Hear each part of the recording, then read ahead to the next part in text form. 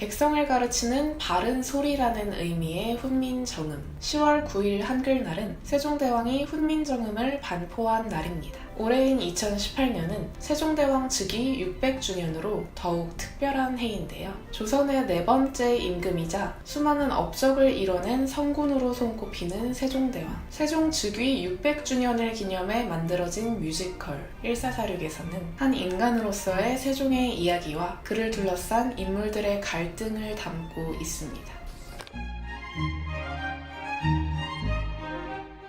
태종과 원경왕후의 셋째 아들이던 세종, 즉 충명대군 이도는 방탕한 생활을 일삼던 형 양녕과 달리 책을 끼고 살았다고 합니다. 어린 충령이 책을 너무 많이 읽자 아버지인 태종이 모든 책을 숨겼고 틈을 타 책 한 권을 품에 숨긴 후 그 책만 100여 번을 읽었다는 이야기 모두 들어보셨을 텐데요. 아버지 태종은 방탕한 형 양녕을 패하고 셋째 아들인 충령에게 선의를 해버렸고 1418년 22살의 나이에 충명대군은 세자교육도 제대로 받지 못한 채 왕위에 오르게 됩니다. 물론 이는 조건부 양위로 아버지인 태종이 뒤에서 대신들을 조정하며 정치의 끈을 놓지 않고 있었죠. 태종은 충령에게 선위를 하기 전 왕위에 있을 때 피해 정치를 통해 학살을 저질러 온 것으로 유명한데요. 평소 외척 세력이 늘어나는 것을 경계했던 태종의 눈에 충령의 장인인 시몬의 무리가 늘어나는 것이 포착되고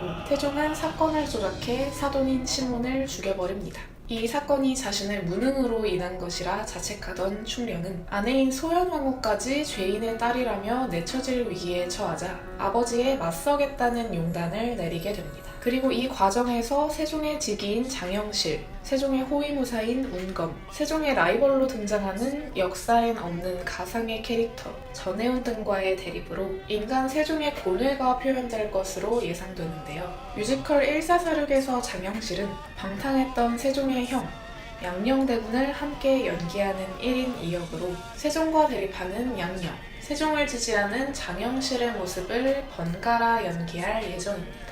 장영실은 관노 출신으로 훌륭한 지식인이라면 계급이나 나이를 따지지 않고 관직에 임명하던 세종에 의해 1423년 상의원 별좌로 임명되었는데요. 세종의 직위이자 그를 믿고 지지하던 신하로서 장영실은 세종의 신임을 받으며 물시계인 자경로를 만드는 업적을 남기기도 했습니다. 국가 최대의 적은 무지라고 말했던 세종대왕은 즉위 4년 이후 태종이 타계하며 자신만의 학구적인 방법으로 역량을 발휘하기 시작했는데요. 지편전과 주자소를 설치, 학문 연구와 편찬 사업을 진행하고 세계 최초 우량계인 춘우기, 조선시대 대표적인 해시계인 앙부일구, 자경루, 혼상, 신기전 등을 발명하기도 했습니다. 그리고 세종대왕이 남긴 가장 큰 업적, 한글 창제. 세종 타계 7년 전인 1443년 12월 30일에 한글이 창제되었고 1446년 10월 9일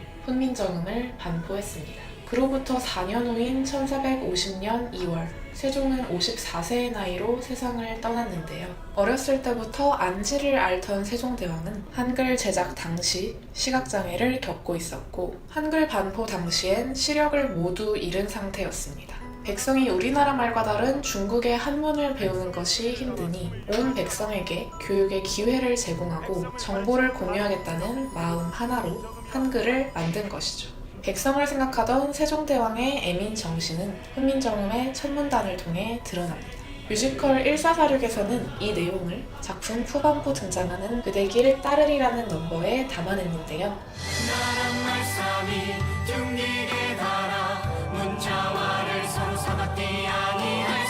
아버지 태종의 피해 정치를 보고 자라며 방탕한 형 양녕과 달리 책을 사랑했던 이도는 즉위 이후 여러 시련을 견뎌내며 많은 업적을 이룬 성군으로 오늘날까지도 우리에게 귀감이 되고 있습니다. 나란 말이 중국과 달라 백성의 소리를 담아 28자 만드니 백성을 가르치는 바른 소리라 하여 훈민정음이라 하노라.